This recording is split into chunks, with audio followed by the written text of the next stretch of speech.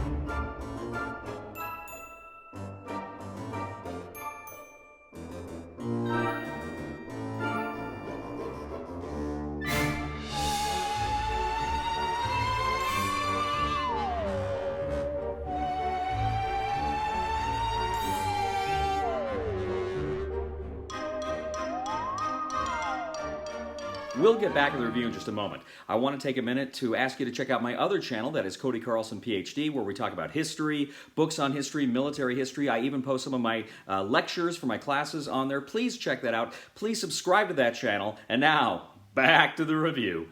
Witchcraft from Salt and Pepper Games is a solitaire game in which the player is attempting to take on the roles of the witches in a town who are trying to demonstrate that they're not evil. In fact, they're trying to help.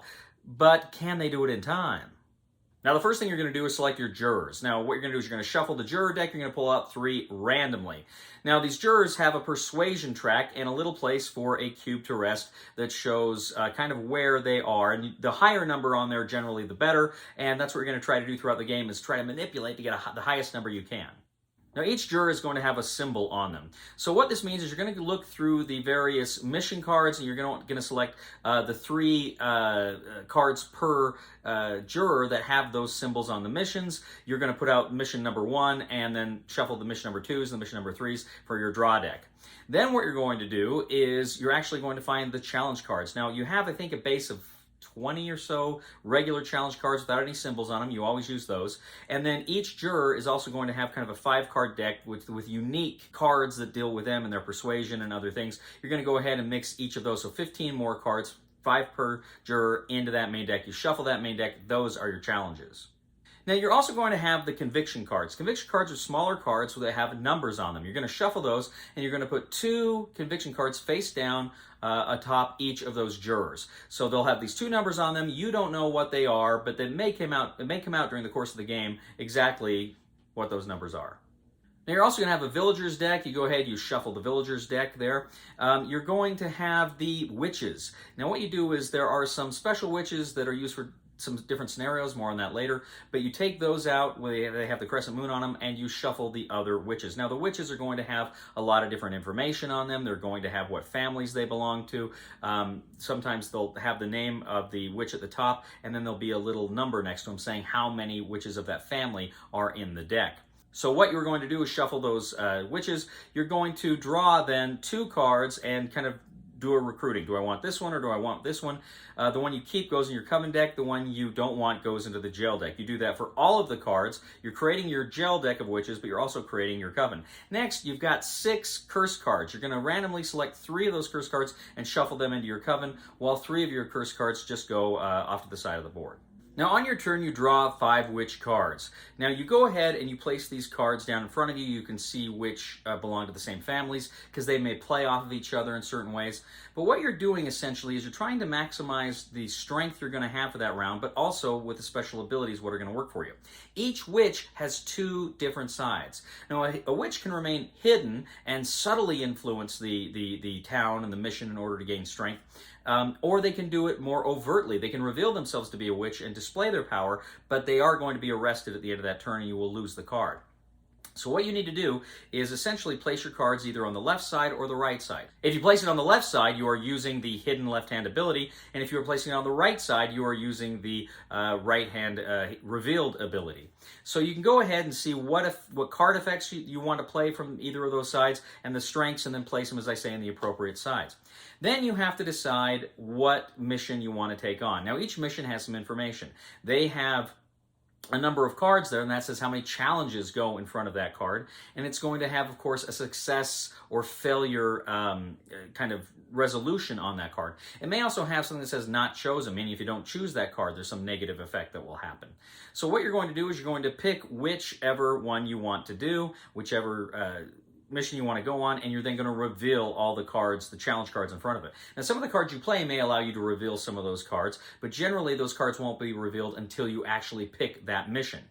Now, once you've got that mission and you've got all of the other cards out in front of the challenge cards out in front of it, the challenge cards may say things like you can't spend strength on another challenge card until you take out that card, or you may not be able to take out the mission until you resolve that card, or there may be other success or failure things on those cards. And one of the classes of cards that may come out is a familiar. If you see a familiar out there, essentially that's an opportunity to gain a really powerful card that can help you. So if you can go ahead and claim that familiar by spending strength on it, you will have this really powerful card in your play area for the rest of the game. But you need to make sure you got enough to take out the mission, because the mission, after all, is how you're going to increase your persuasion. So what you do is you go ahead, you take out as many of the challenge cards as you can, and hopefully you've got enough left over to take out the mission. You go ahead, and if you win that, you can put the mission in kind of a victory pile. But critically, it's going to say on that mission card that there's kind of a persuasion track, a Scales of Justice persuasion track. And usually it's got 2 numbers. And the larger number means if you move up the person associated with that card that has the same symbol in that card, they'll go up the larger number. But if you want to play this on somebody else, it will go down the smaller number. But either way, if you win, you do get to advance the numbers on your persuasion tracks, and that's desperately what you want to do in this game. Now, if you were unable to fulfill the mission, the failure trigger occurs.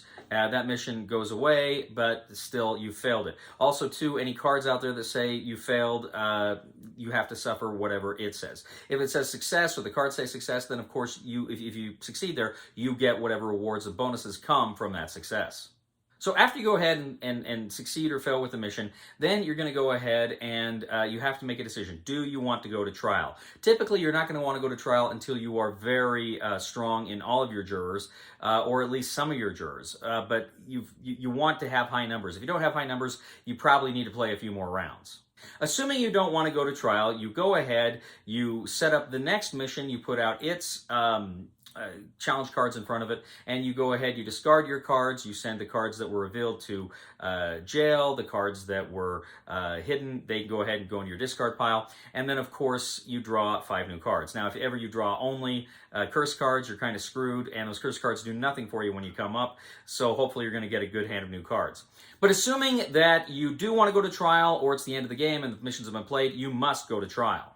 Now, before you go to trial, there's a number of things that can cause you to end the game. First of all, if you fail 2 missions, you lose the game.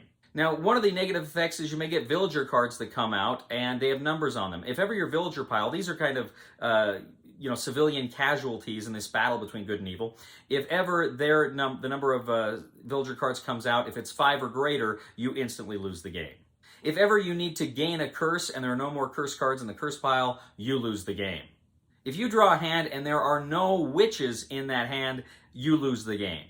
Sometimes, too, certain card effects, depending on where things are in the game, can cause you also to lose the game immediately. Now, assuming none of those things have happened and you choose to go to trial, or it's the end of the game and you go to trial, trial works in a very interesting way. Of course, you're looking at your various persuasion tracks on your jurors, and you're going to reveal the 2 cards on top of them. And as I say, they are numbers. If you were to reveal a 4 and a 3, it's not 43, it's 7, right? You add the sum of those 2 cards together. Your juror has to have that number or greater in order for them to be on your side. Now, depending on how many jurors find you innocent or guilty, that is going to determine the level of your victory or defeat in Witchcraft. So Witchcraft, of course, is the spiritual successor to Resist. Now, I never did a formal review of Resist. I did do a preview video of Resist, and I love it. I thought Resist was a fantastic game. And Witchcraft kind of takes that same system and it tweaks it. It's a hair more complicated, but just a hair. There's just a few other little things going on with that, kind of with that juror track and taking care of the persuasion on that juror's track, but essentially it plays in very similar ways. But this game also boasts some kind of unique scenarios. There is another book that comes with it, Tales of Wildgren, in which there are 9 distinct scenarios that you can set up for this game. And what's more, within just playing even that core game, there is a tremendous amount of variation, meaning depending on the jurors you select or randomly chosen, you are going to get their different mission cards, you're going to get the different complication cards. So there's going to be a lot of different complications and a lot of different replayability with this game. Now, this game has 3 great designers, Trevor Benjamin, Roger Tankersley, and the great Dave Thompson, and they produced some fantastic games in the past. So if you're considering a solitaire game that's fairly simple to learn, got a lot of bite, a lot of replayability, different scenarios, I think you may want to check out Witchcraft on GameFound when it comes up later this summer. I will go ahead and I will post the link to that campaign in the description. Thank you once again for joining us today on The Discriminating Gamer. As always, we ask you to please leave a comment for us on YouTube, on Board Game Geek, on our Facebook page, or on thediscriminatinggamer.com. We ask you to please like us on Facebook, subscribe to us on YouTube, and follow us on Twitter. I'd also ask you, ladies and gentlemen, to please check out my other channel, that is Cody Carlson, PhD, where we talk about military history and books on history and fun things like that. Please subscribe to that channel. It would mean a lot to me. And I'd also ask you to please give a thumb to this video on Board Game Geek. That helps us out a lot as well. And if you really like the content here on the channel, please consider clicking on this super thanks button there on your YouTube screen. Ladies and gentlemen, thank you once again for joining us. And I gotta tell you, I once went to a school where we had a witch and she would cause problems constantly. So they expelled her.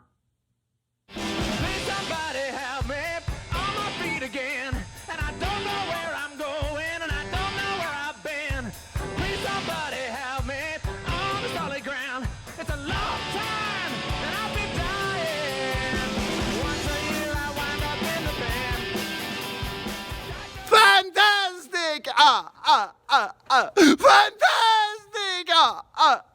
Fantastic!